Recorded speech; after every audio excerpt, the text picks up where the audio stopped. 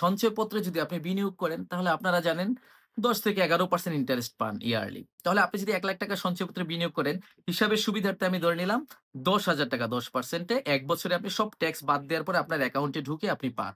কিন্তু মজার বিষয় হলো আপনি জানেন কিনা সঞ্চয়পত্রে এই ৳১০,০০০ র বাইরে আপনি আরো ৳১৫,০০০ র একটা বেনিফিট পান সঞ্চয়পত্রে যদি বিনিয়োগ করেন। তাহলে ৳১,০০,০০০ সঞ্চয়পত্রে আপনি মোট ১০,০০০ আর ১৫,০০০ মিলে ৳২৫,০০০ কিন্তু আপনি বেনিফিট পাচ্ছেন। কিভাবে সেটা আমি একটু আপনাদেরকে বলে দিচ্ছি। যেমন আপনারা যারা ইনকাম ট্যাক্সের রিটার্ন জমা দেন, আপনাদের যে ট্যাক্সেবল ইনকাম ধরে নেই যে একজন ব্যক্তি তার ট্যাক্সেবল ইনকাম হলো ৳৮,৫০,০০০। সেটার উপরে তাকে হিসাব করে ট্যাক্স দিতে হয় না। আমাদের দেশের নিয়মটা কি? যে ১ম ৳৩,৫০,০০০ পর্যন্ত ফ্রি যদি সে স্বাভাবিক পুরুষ হয়। নারীদের ক্ষেত্রে এটা ৳৪,০০,০০০ হয়। তাহলে ৳৩,৫০,০০০ পর্যন্ত তার ট্যাক্স দিতে হয় না। ৮,৫০,০০০ এর মধ্যে। ৩,৫০,০০০ বাদ দিলে কত থাকে? আর ৳৫,০০,০০০ থাকে না? সেই ৳৫,০০,০০০ এর উপরে ১ম ৳১,০০,০০০ র উপরে ৫% মানে ৳৫,০০০ ট্যাক্স। তাহলে ১,০০,০০০ গেলে ৫,০০,০০০ থেকে আর কত থাকে? ৪,০০,০০০ থাকে। সেই ৪,০০,০০০ এর উপরে 10% তাহলে ৪,০০,০০০ এর 10% কত? ৪০,০০০ আর ১ম এ ৫,০০০ মোট ৳৪৫,০০০ তার ট্যাক্স আসবে না হিসাব করে। এটা আমার অন্যান্য ভিডিওতে আপনারা দেখছেন কিভাবে হিসাব করি আমরা। কিন্তু দেখেন আপনি যদি সঞ্চয়পত্রে ৳১,০০,০০০ বিনিয়োগ করেন তাহলে যত টাকা বিনিয়োগ করলেন ৳১,০০,০০০ তার ১৫% মানে ৳১৫,০০০ আপনি ট্যাক্সের ক্ষেত্রে ডিসকাউন্ট পাবেন।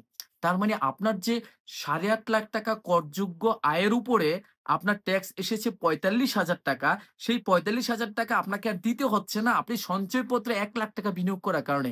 কত টাকা কম দিতে হচ্ছে?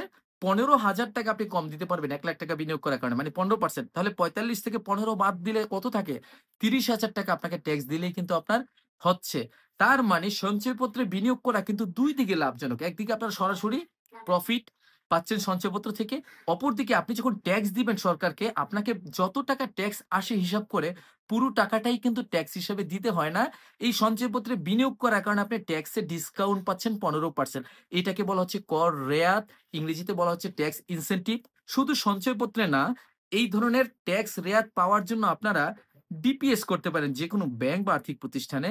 তারপরে আপনারা সরকারি ট্রেজারি বন্ড কিনতে পারেন। তারপরে আপনারা শেয়ার মার্কেট থেকে শেয়ারে ইনভেস্ট করলে এই ধরনের বেনিফিট পাবেন।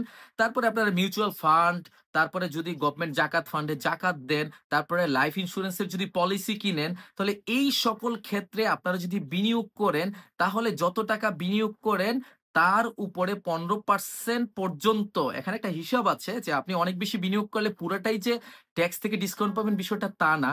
আপনার যে করযোগ্য আয় আছে আমি বলেছি না ৳৮,৫০,০০০ সেটার ৩%। ৳৮,৫০,০০০ ৩% কত হয়? একটু হিসাব করে দেখেন আপনারা।